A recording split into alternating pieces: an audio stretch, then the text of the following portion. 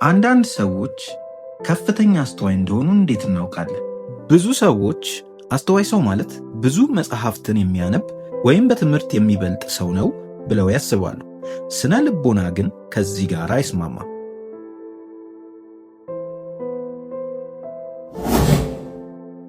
በዚህ ቪዲዮ ውስጥ ከፍተኛ አስተዋይ ሰዎች የሚያሳዩትን 5 ዋና ዋና ምልክቶች የምናይ ይሆናል። እነዚህ ምልክቶች ምናልባት በእርሶ ሊኖሩ ስለሚችሉ እስከ መጨረሻው ተከታተሉኝ። ሰብስክራይብ፣ ላይክ እና የደወል ምልክቷን መጫን እንዳይረሳ። አብራችሁኝ ቆዩ። የመጀመሪያው ምልክት ብዙ ጥያቄ ይጠይቃሉ። ከፍተኛ አስተዋይ ሰዎች ብዙ ጊዜ ጥያቄ ይጠይቃሉ። ነገሮች እንደተነገራቸው ብቻ በቀጥታ ይቀበሉ። ለምን፣ እንዴት፣ ምን ይሆናል ወዘተ ብለው ይጠይቃሉ። በስነ ልቦና ጥናት ይሄ ኪዩሪዮሲቲ ይባላል። ስለ አንድ ነገር በደንብ ወይም በሚገባ ካላወቁ ምቾት አይሰማቸውም። ይሄ ኢንፎርሜሽን ጋፕ ቲዮሪ ይባላል። ለምሳሌ 2 ተማሪዎች ስለ ሰው ጭንቅላት የመረጃ ሰባሰብና አቀማመጥ እየተማሩ ነው እንበል።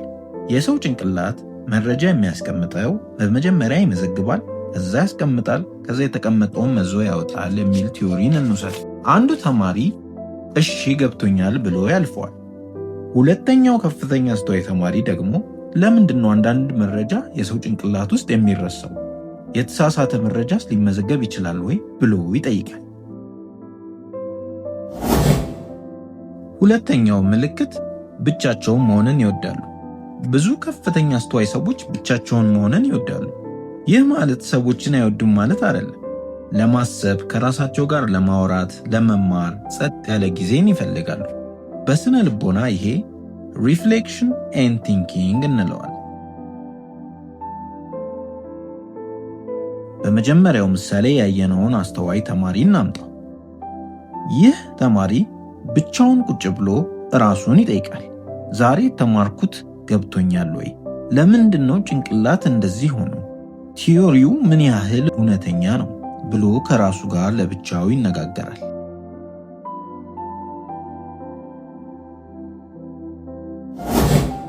ሶስተኛው ምልክት አላውቅም ማለት ይችላሉ። ከፍተኛ አስተዋይ ሰዎች ሁሉን ነገር አውቃለሁ አይሉም። አንድን ነገር ካላወቁ አላውቅም ብለው ይቀበላሉ። ይህ ለብዙ ነገር በጣም ጠቃሚ ነው። በስነ ልቦና ይሄ ከሜታኮግኒሽን ጋር ይገናኛል። ሜታኮግኒሽን ማለት የራስን አስተሳሰብ ወይም ዕውቀት ማወቅ ማለት ነው። ይህ የራስን ዕውቀት ምን ያህል እንደሆነ፣ እንዴት አስተሳሰባቸውን እንደሚቆጣጠሩትና እንዴት እንደሚያሻሽሉት ማሰብ ማለት ነው። ለምሳሌ አንድ ተማሪ አንድን መጽሐፍ ያነብና ካነበበ በኋላ ያነበብኩት ገብቶኛል ወይ? የረሳሁት ይኖራል ወይ? አነባበቤን መቀየር ይኖርብኛል ወይ ብሎ ራሱን ይጠይቃል። ካላወቀ አላወቅኩም ገና ይቀረኛል ብሎ ራሱ ላይ መስራት ይጀምራል።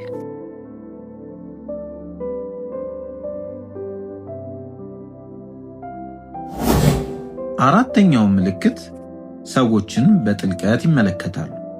ከፍተኛ አስተዋይ ሰዎች ሰዎችን በጥልቅ የመመልከት ልማድ አላቸው። ሰዎች እንዴት እንደሚያስቡ፣ እንዴት እንደሚያናገሩ፣ ነገሮችን እንዴት እንደሚያከናውኑት ይገነዘባሉ። ይሄ በስነ ልቦና ኢሞሽናል ኢንተለጀንስ ይባላል። አምስተኛው ምልክት ሁልጊዜ መማር ይፈልጋሉ። ከፍተኛ አስተዋይ ሰዎች ሁልጊዜ መማር ይፈልጋሉ። በትምህርት ሊሆን ይችላል፣ በሕይወትም ሊሆን ይችላል። አዲስ ነገር ለማወቅ ፍላጎት አላቸው። መጽሐፍት ያነባሉ፣ ቪዲዮዎች ያያሉ፣ ጥያቄዎችን ይጠይቃሉ።